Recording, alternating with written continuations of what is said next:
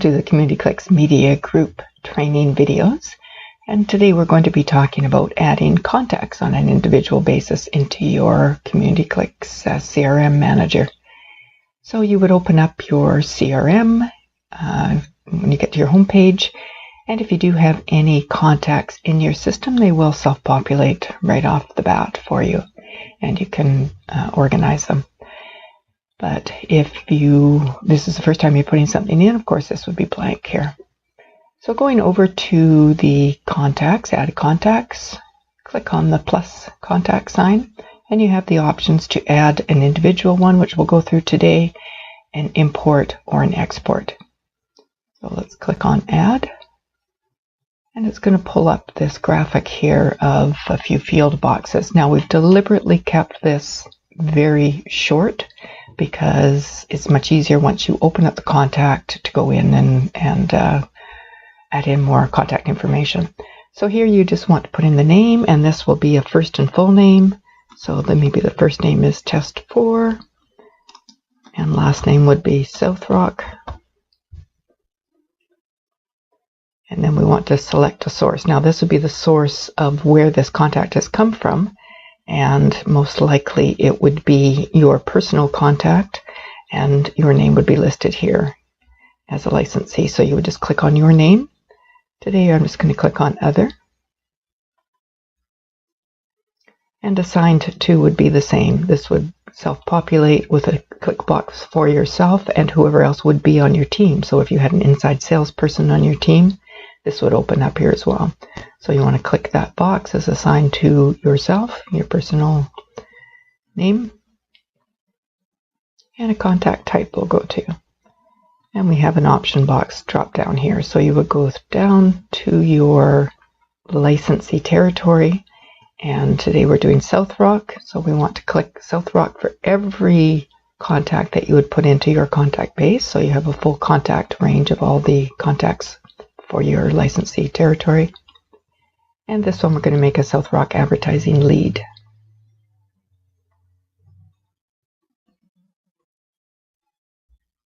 So we have the opportunity here to put in a phone number.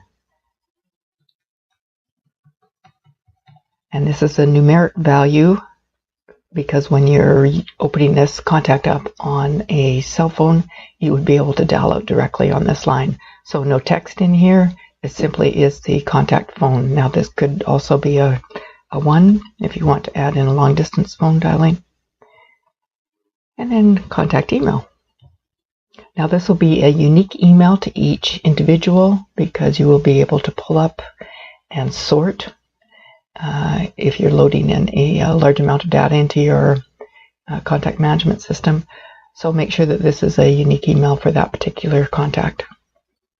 Street address is broken down into different boxes. So this would be a total street address including a unit number or a suite number, the number of the street, as well as the name of the street. The city, you would want to make this a full city. So for example, if you have a short form for your city, such as North Van, you would want to type in North Vancouver. Keep this consistent with all your contacts, so you're not having to pull up a city by North Van and a city by North Vancouver. Province I would keep simple as BC. Postal code, country of Canada. Any contact notes in here, you can just put in a bunch of stuff and sort out later if you'd like to.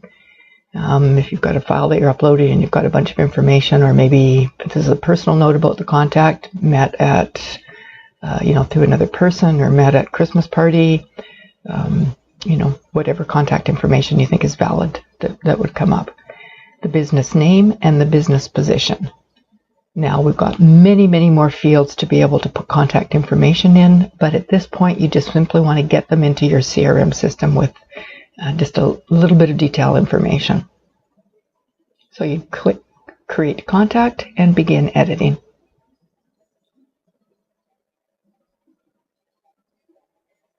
So this will bring you over to the individual contact page. So the individual contact page, you're going to be able to edit here. So you could bring in a contact image. So you would search your file folder for that. and you could bring that in.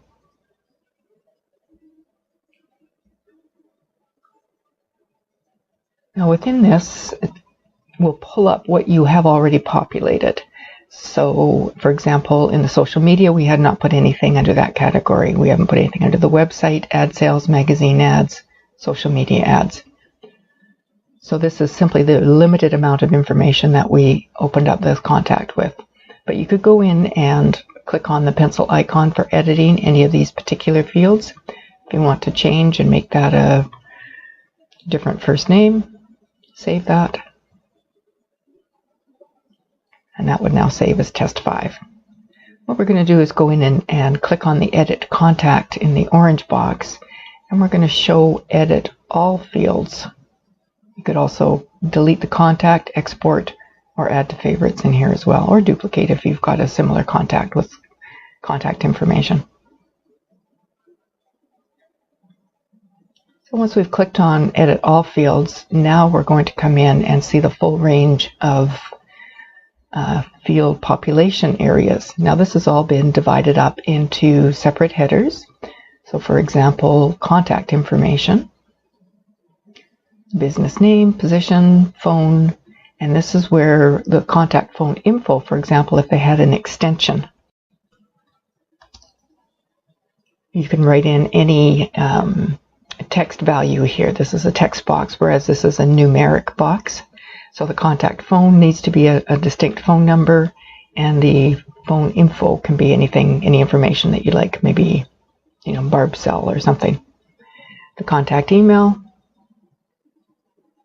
a second phone, if there's a second phone number for that particular contact, second phone information, second email for that particular contact, and things like Skype, any more contact notes you can add in.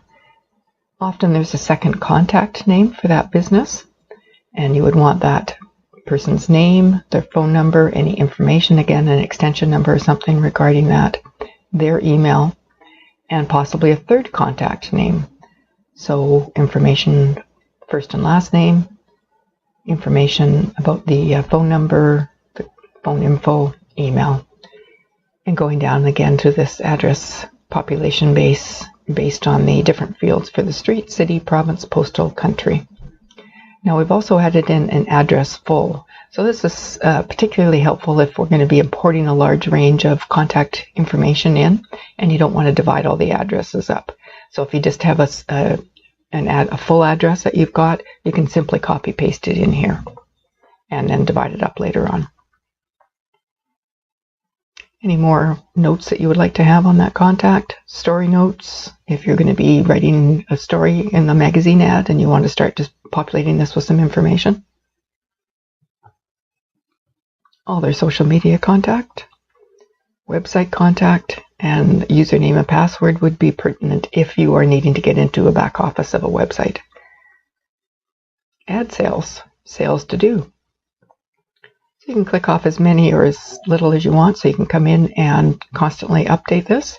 You've received the logo, you've received the ad copy, but you still need to get the photos received. So this will translate, and you can add this into your task list as well. The invoice sent date, sales complete date, any advertising notes, any accounting notes, sales history notes, going down into magazine ads. So again, these are check boxes, and you can continue to populate these as time goes on. The particular issue number, now this will be one time, but it will be saved in the history. So this, you might have an issue number that would start a new issue. And the ad size for that particular ad that they'll be placing that time. The billing rate, notes, your run total, and then going under the heading of social media ads. So if they're going to be running ads with you on their social media, the type of package that they've chosen, the type of services, any notes that you'd like to put in, contests, rewards, and you can also add if there's another associate within the system that's associated with them, so you can pull that up. Let's see what other test we have. So we could associate that with the South Rock Test 1 and save that. So once you've finished populating this, click the Save All button. And you can go back and you can see the new data that you've put in for that person. So we want to keep this short and sweet. So today that's simply an overview of adding in a contact on an individual basis. Stay tuned for the next training videos on history, tasks, and files.